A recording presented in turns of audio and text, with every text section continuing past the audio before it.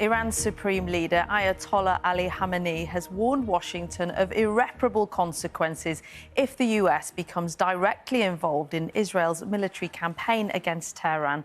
It's understood that President Trump is considering joining the attacks on Iran's nuclear sites. Here's our diplomatic correspondent, Caroline Hawley. For a sixth straight night, Israel kept up its unprecedented assault on Iran. These images, captured by an Iranian television station, show air defences in action above Tehran, trying to stop incoming Israeli fire. This is a building hit in the capital.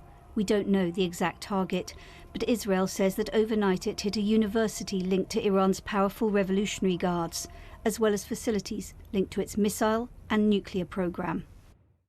These satellite images show a military base in Tabriz in the northwest of the country, here before and here after it was struck.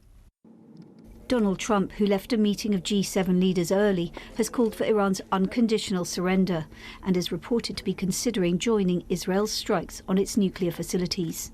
He's described the country's supreme leader as an easy target. Now, a defiant response from Ayatollah Ali Khamenei, his words read out by a presenter on state-run TV. Iranians, he said, are not people who surrender, and any form of US military intervention would be met with what he called irreparable harm. For civilians in Tehran, these are terrifying times. Shops shut, quiet streets. Many people are holed up at home, hiding, we're told, in basements and garages. Many others have already fled the capital, among them Narges Mohammadi, winner of the Nobel Peace Prize, who spent many years in Iran's jails. I witnessed horrendous attacks. They're hitting infrastructure, a lot of civilian deaths. We have a misogynist theocracy in Iran, with the supreme leader Ali Khamenei on the top, who took us to hell whilst promising heaven. And at the same time now, Netanyahu is also taking us to hell. Iran is still firing at Israel, but not at the same rate as before. Overnight, missiles were intercepted over Tel Aviv. Some limited damage reported, but no more casualties. In Cyprus, 2 repatriation flights were laid on to bring Israelis stranded abroad back home. Nobody knows how long the war will go on for, how it might escalate or end. And so many Iranians and foreign nationals are escaping Iran if they can, this the border with Pakistan. But many others are trapped where they are, everyone afraid of what could come next. Caroline Hawley, BBC News. Well, in a moment, we'll speak with our Middle East correspondent, Hugo Bichega, who's in Jerusalem this lunchtime. But first to our North America correspondent in Washington, Nomia Iqbal. And Nomia, the war of words is ramping up. Here we are on day 6. But what exactly do we know about America's intentions? How far will they go? Well, the world is waiting to see what President Trump will do next. We've not had any reaction from the White House so far. There's been no flurry of social media posts from him like we saw yesterday, although that could happen at any moment.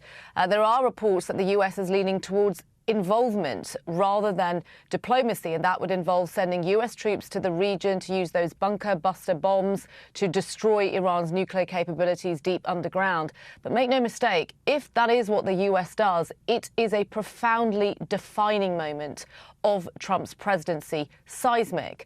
This is a man who has long campaigned for no foreign wars, attacked Barack Obama, accusing him of trying to start a war with Iran, and only back in May said in Saudi Arabia that the era of foreign intervention was over. So lots of his supporters will be saying, what happened to that man? Could there be regime change? Well, Donald Trump also said yesterday, threatened to potentially kill the supreme leader. So we just don't know what could happen next. And bear in mind, if the US does get involved, how could Iran react to it? Again, we don't know, and it could put the US in a very, very dangerous moment. Nomia, thank you. Well, let's get the picture then from Jerusalem. Our correspondent Hugo Bichega is there.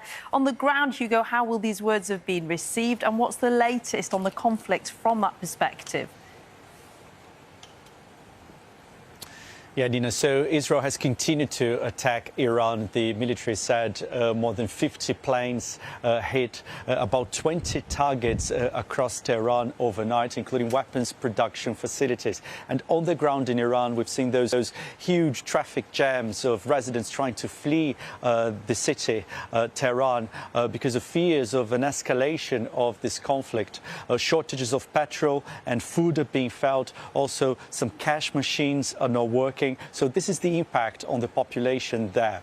Now, in Israel, as Caroline said, there was a wave of attacks, 2 waves actually, of Iranian missile attacks overnight. The Iranians said they had used for the first time a hypersonic missile, which is a missile that is more difficult to be intercepted by air defenses. But there have been no reports of casualties. And we're seeing that the recent attacks haven't been as intense, which is probably an indication of the impact of these Israeli airstrikes on the Iranian military.